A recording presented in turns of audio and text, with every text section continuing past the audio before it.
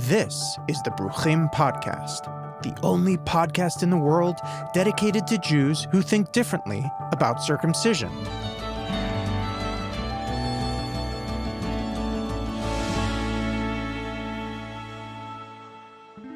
Previously on the Bruchim podcast. The idea that the psychological reception of information about a disturbing topic should be a part of the way you think about talking about it if you care about this topic, I think is something that's just not widely enough appreciated. Welcome back to the Bruchim podcast. I'm your host, Eli Sargon, and joining me today from Jamaica Plains in Boston, Massachusetts, is Dr. Ronald Goldman. Dr. Goldman is an award-winning psychologist, researcher, speaker, writer, and consultant. He specializes in developmental and applied psychology, and his books include Circumcision, the Hidden Trauma, and Questioning Circumcision, a Jewish Perspective. And his new book is called The Empathy Evolution: Preventing Violence, Racism, Political Corruption, and Mental Illness by Creating More Caring People. Dr. Goldman, welcome to the Bruchim podcast. It's a real pleasure to have you here. Thank you for inviting me. Glad to join you. I start with all of our guests who have had active careers in talking about, writing about, and thinking about circumcision with the simple question: what is it that raised your awareness to this issue in the first place? So what is it that first got you thinking about infant circumcision, Dr. Goldman? I had a very personal experience many years ago. I participated in something called body psychotherapy, which also has other names such as breath work and somatic therapy. And it involves being able to eventually, in the process, relive early experiences, including infancy. I actually relived my birth. Our memories get stored in the body. Most people don't remember much before they're 3 or 4 years old. However, our memories are there. And if they're traumatic, we're not aware of them. But eventually in my body psychotherapy, I became very scared and angry. And, I'm lying on my back, which is typical in this therapy, and screaming and kicking. I raise my legs in the air and I'm kicking as hard as I can and screaming. And for quite a while, I didn't know what was going on. It was just overwhelmingly emotionally painful. And after I don't know how many of these sessions, I finally said to myself, I'm being circumcised. I had many more sessions of reliving my circumcision because the pain was so overwhelming, strong. I hadn't completely released it. I did what I can in the session, and then I'm tired. I got tired, and I moved on to something else, or we had ended the session. And back in those days, a lot of these sessions were in groups. There might be 10 people lying on a large wall-to-wall mat in a large room. Facilitator isn't always needed once someone gets into a reliving an early memory. The body takes care of that and can lead that. And if the facilitator sees that someone's stuck in the therapy and not expressing anything, then they might give them more attention. Okay, so after this session, I remember this like it was yesterday. I opened the door of the therapy room to walk out, and I said to myself, they're still doing this. By that recognition, I later recognized I've got to do something about this because this is still happening to many infants in this country. So that eventually, of course, led to the 2 books you mentioned. So this was a catalyzing experience in many ways for your the devotion of your work to this issue. I'm wondering, was it also part of what got you interested in psychology in the first place, or was that before this experience? Oh yes, very much. In order to learn more about this trauma and psychology, and also increase my credibility, of course, I decided eventually to go back to school, and I got a master's degree in psychology, and that was about circumcision. And then I got a PhD degree in psychology, and of course my writing there was also about circumcision. My bachelor's degree was in engineering, which I left many years ago. So no regrets. I'm on the path I want to be on and need to be on, and that's a little bit of my history. Thank you so much for sharing that. I want to turn to talking about your new book. And one of the things that struck me when I read it was the importance that you place on early childhood attachment, the bonding between infant and mother. This is an area of psychology that some might know as attachment theory. And it's interesting to me because I first learned about it when I was just sort of reading casually about the nature of adult romantic relationships. And I think for a lot of people, that's kind of their first encounter with attachment theory. But what you're talking about is actually a body of research that exists in the psychology literature about attachment actually between infants and mothers. Much research points to the critical importance of the mother-infant bond. Of course, this is a relationship. I mean, the infant has been inside the mother, developing in the mother, and there's actually emotional connection between the infant in the womb and with the mother. The infant, during development and later stages of development, becomes aware of the mother's emotions and also has his or her own emotions. So this is, of course, the first and fundamental intimate relationship, the bond between the infant and the mother. And the importance of attachment has been well established in the psychological literature for decades. A strong bond between mother and infant supports the child's emotional and social development. For example, research demonstrates that securely attached infants are more curious and sociable with peers at 2, 3, and 5 years of age. The child's self-confidence and empathy are also connected with the quality of the relationship with the mother. The mother-infant relationship provides a foundation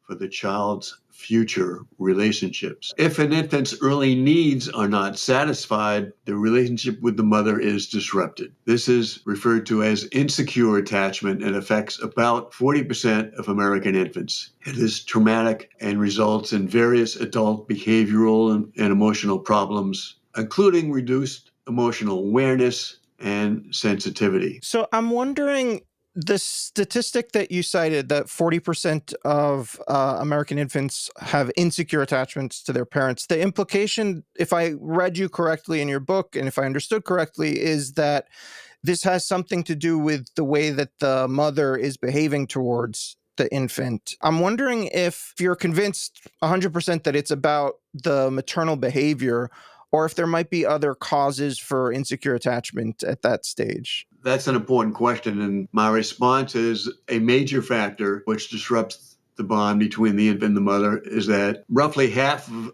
American women return to work after giving birth to their child. And this is because we don't have an extended paid maternal leave policy in this country. The government only provides 12 weeks of unpaid maternal leave. Now, compare this with some European countries that provide 1 year of paid maternal leave, and even a few European countries that provide 3 years of paid maternal leave. This is very significant. This shows quite clear that European countries recognize how important it is for the mother to be home with her infant. Whereas in this country, we got a lot of politics that gets in the way of doing what is in the best interest of the public. And so we have this very difficult problem of mothers not being home with their infants. And there's no question that disrupts the bond. The infant needs the mother there almost all the time, not just to be like in the kitchen while the baby's in another room. Babies need nearly extended body contact and also a lot of skin-to-skin contact. We have a lot to learn, and it's going to be difficult, and I hope my book helps. Do we find in European contexts where mothers have more of an opportunity to stay home after the birth of a child, do we find that attachment rates of infants are significantly higher than the 40% insecure attachment that you cited in the United States? Certainly, and a significant study was done comparing hundreds of Finnish infants with American infants. And what they found that the Finnish infants were likely to express happiness and smiling, whereas the American infants were more likely to express fear and withdrawal. And this is very significant. Certainly, we want our infants to be happy, but if they're disconnected from their mothers, they're not going to be happy. They're more likely to be fearful and withdrawn. And then later on, the infants, the finished infants, were more likely to play with their peers. We're talking about maybe 2 or 3 years of age here, be friendly.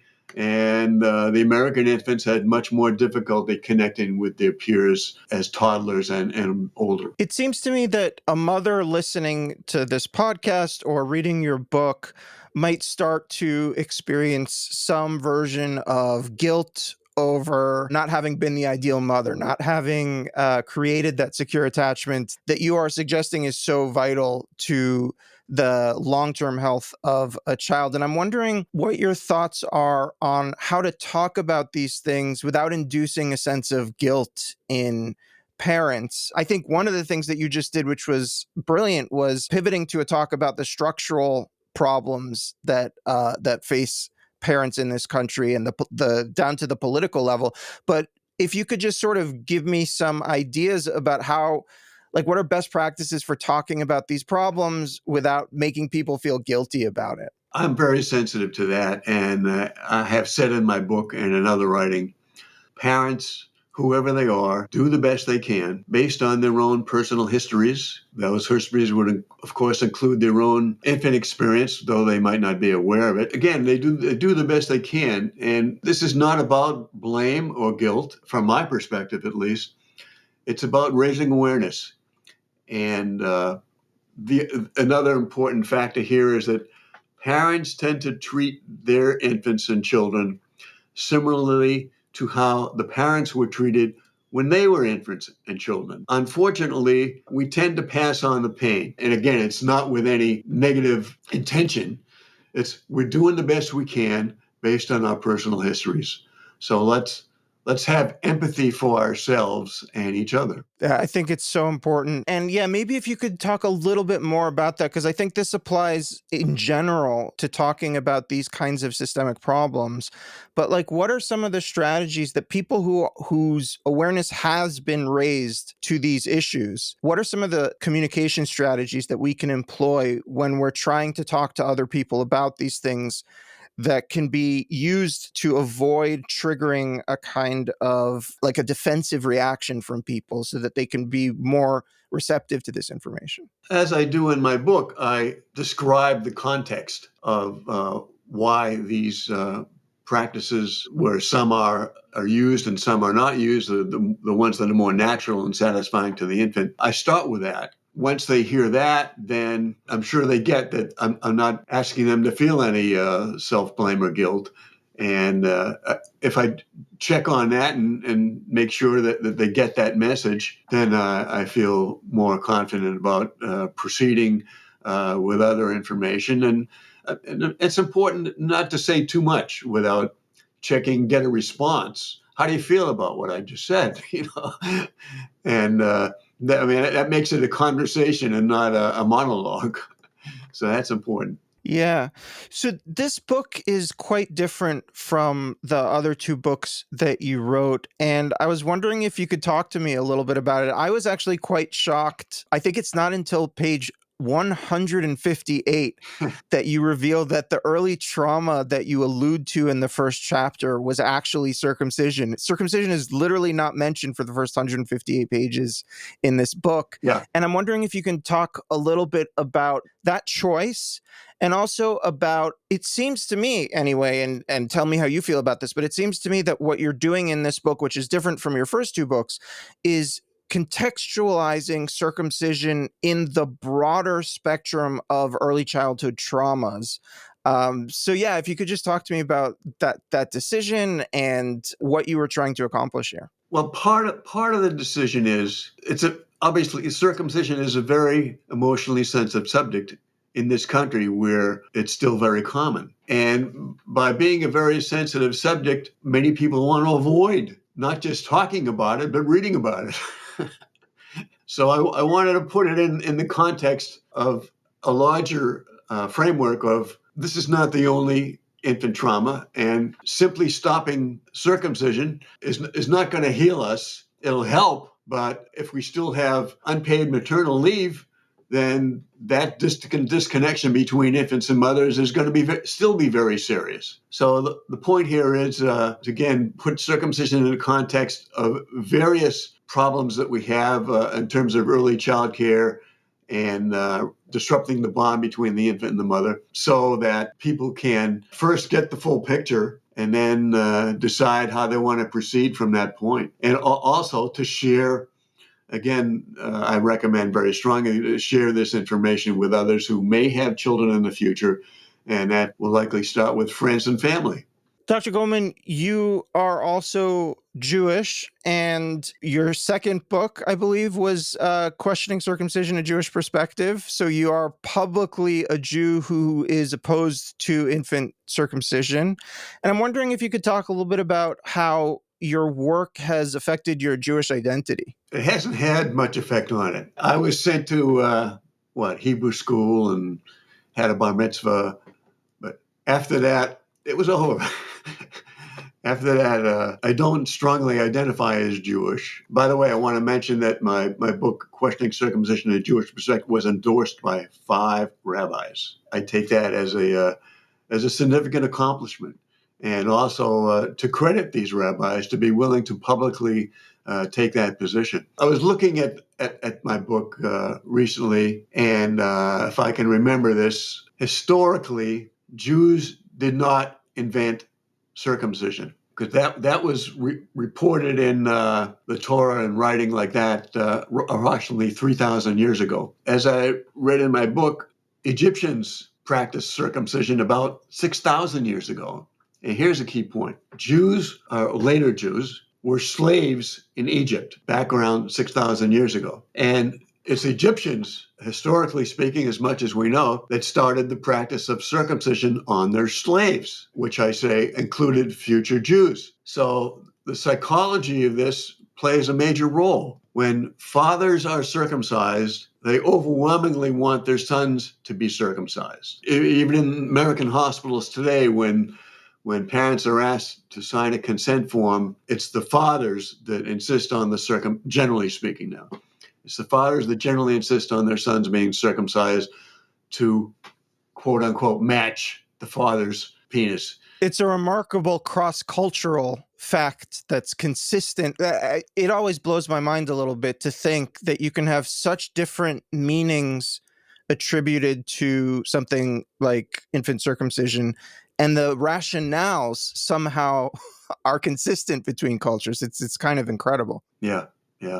Well, again, that's how the choices and feelings of parents tend to repeat what was done to them when they were children. Unless they're willing to be open and explore the options and express their feelings and getting support for that, it's not likely to happen. Something amazing to me when I think back to your book, Questioning Circumcision, a Jewish Perspective, is that you, and this is written back in the 90s, Yeah. there weren't a lot of sort of Jews who were openly critical of circumcision. Of course, we have some old school leaders in the movement, but coming at it from a Jewish perspective, one of the things that's remarkable to me about what you wrote there was you had an intuitive sense already back in the 90s that being opposed to circumcision and having a strong Jewish identity weren't actually in any kind of conflict with one another.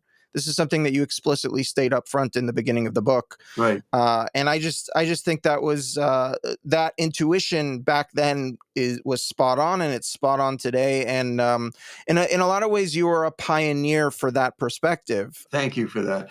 It's common that Jews will think, well, my son has to be circumcised as Jewish. And of course, now we know that's optional.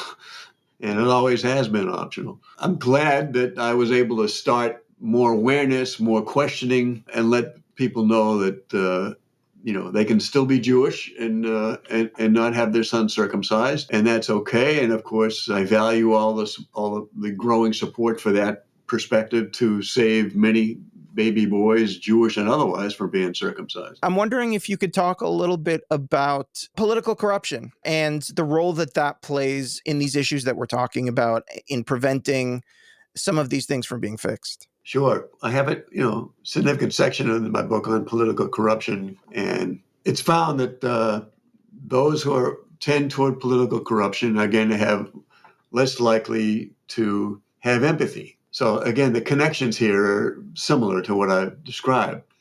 If one has less empathy, one has less sensitivity to one's own feelings. If one has less sensitivity to one's own feelings, it's highly likely that such people experience early traumas. Because what happens with early traumas is, to protect ourselves from this overwhelmingly painful feeling of trauma, we involuntarily disconnect emotionally from this experience and the feelings to protect ourselves, from ongoing excessive emotional harmful feelings. So when that happens, we have less connection to our own feelings, less connection to other people's feelings, less empathy. And the studies have shown that such people are also more likely to have factors involving wanting power and control. Obviously, this relates to politics. So people who enter politics are more likely to do things to benefit themselves,